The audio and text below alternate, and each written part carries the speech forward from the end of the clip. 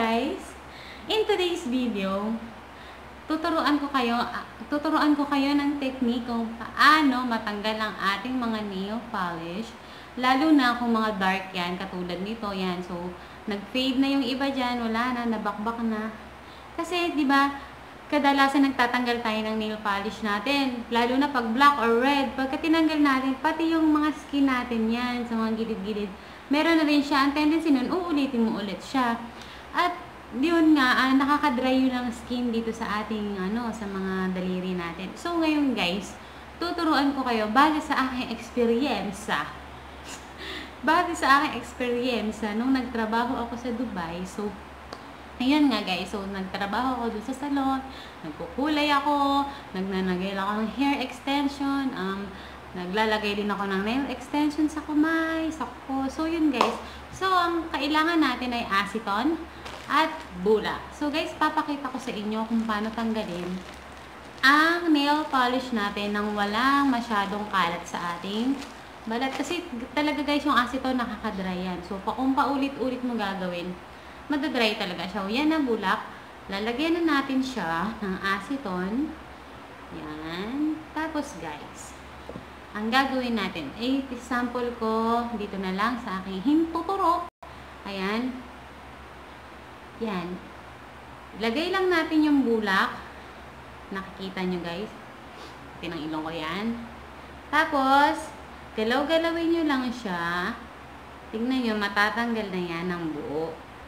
At walang kalat or walang itim-itim sa ating mga kamay. Look.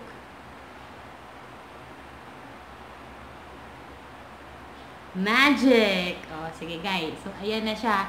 So, gagawin natin yung traditional o yung dating ginagawa ng mga manicurista or minsan tayo. Kasi minsan guys, ganyan tayo magbura. Diba? Ganyan. So, ganyan. Ganyan tayo magbura minsan, diba? O. Tingnan nyo guys. Ang dumi niya. See, meron pa siya doon. Hindi pa rin siya matatanggal. Unlike nito, ang linis niya. Diba? O, diba? Tapos, kung nakikita nyo guys, ayan. Yan o. Diba? Hindi pa siya natatanggal gano'n. At, kumalat din yung kulay niya dyan. Kasi, kitang-kita pero sa camera hindi masyadong kita. So, ayan guys. Tignan nyo. Diba? Kalat na kalat siya. At, pumasok din siya dun sa loob mismo ng kuko. Look, ayun na, diba? Kasi nga, gano'n.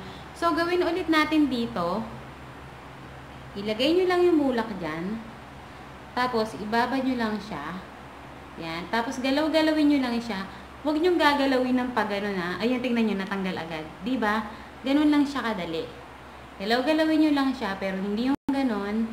Dun lang mismo sa kuko. Yan, matatanggal na siya agad. See?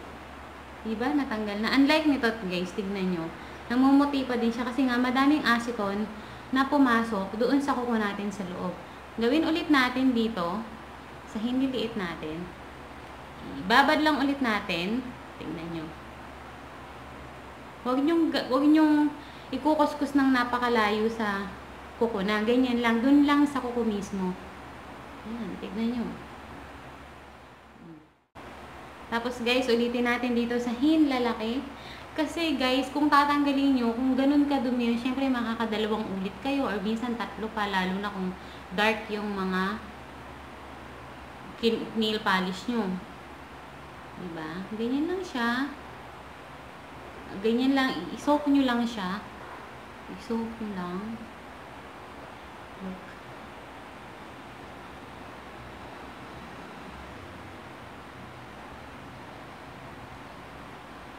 Diba? Sandali lang, tanggal na siya. Diba?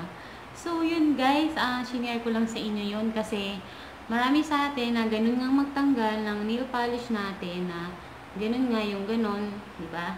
Lalo na sa mga nagmamanicure, diba? Ganyan sila magtanggal, yung ginaganon talaga nila. So, yun guys, yun yung mga natutunan kong techniques nung nasa Dubai ako. Hindi ko kailangan ikalat yung or masyadong magalaw yung pagtanggal ng nail polish. Ganun lang. Isok nyo lang. Hawakan nyo lang ng madiin at yung acetone papasok na mismo dun sa nail polish nyo at spread out mo lang na ganyan. Wala na siya. Ganun lang kadali at may iwasan pa natin yung pagka-dry masyado ng ating mga daliri or mga balat sa ating kuko. At yun lang guys, and I hope na nagbigyan ko kayo ng idea. Kung meron kayong katanungan, just comment down below guys at susubukan kong sagutin yan. Yun lang, isang mapagpalang araw po sa ating lahat. At see you on my next video. Bye!